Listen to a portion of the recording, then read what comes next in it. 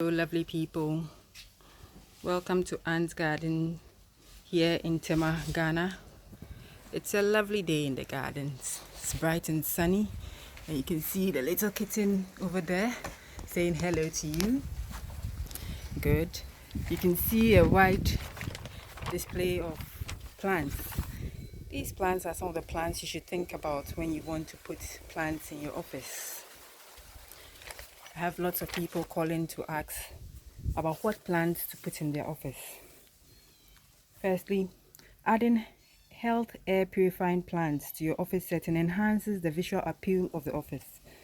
It also can add an element of privacy in shared office spaces.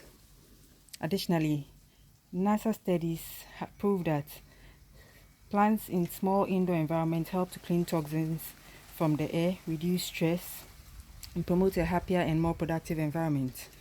You may be wondering, what is NASA? NASA is the National Aeronautics and Space Administration of the United States of America. Okay. First step to any success in office plans begins with proper plant selection. Take into account the lighting in the office, the space, your schedule, and the temperature of your office. There are many excellent choices in office plants. In fact, this is only the first video we'll be doing on office plants. We'll do another video later on. For a beginner or for an office with limited space, one of the most interesting plants will be the spider plant.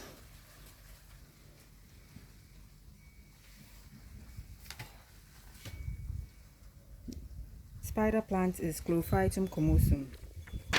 They can do well in hanging baskets.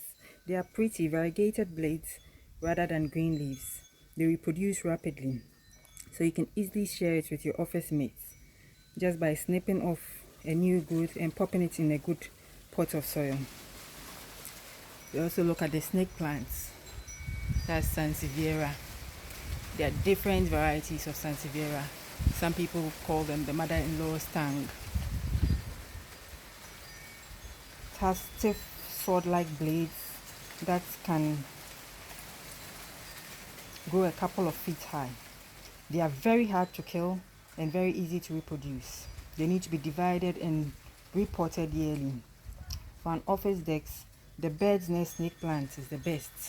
So there's a variety called the bird's nest snake plant that's suitable for the decks on the office, but you can put this in a planter on the floor in the office space. Then you have to look at the pothos. Pothos, they are easily adaptable plants. They do well in a wide variety of settings. They are good in low light areas, but can thrive very well in bright light too. The yellow variegated pothos are pretty with hard shapes and are very attractive. Then we have the philodendrons. There are quite a number of philodendrons. Philodendrons refers to quite a vast variety of plants. You can see some philodendrons here, red beauty, green beauty, and then arrow. There are so many philodendrons, and those are also quite good for the office space. NASA did a lot of research into the best plants which reduce toxins indoors.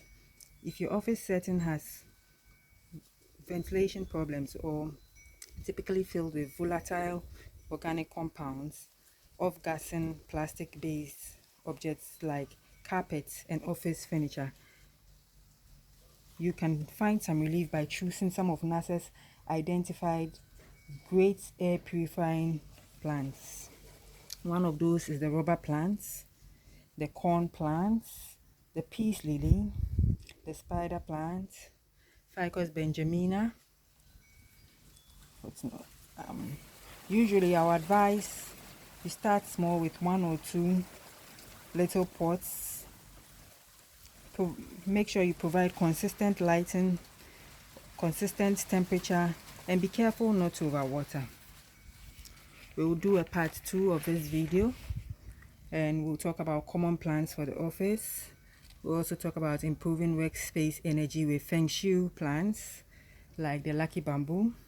We'll talk about using cactus and succulents in your office. These are some of the succulent. This is a beautiful succulent dish. And this is a cactus. That's another beautiful cactus dish. So we'll talk about those in the second video. If you need any plant, you can call me on +233 020 1890 262. Anne's Garden can be reached by email at annesgarden@ymail.com.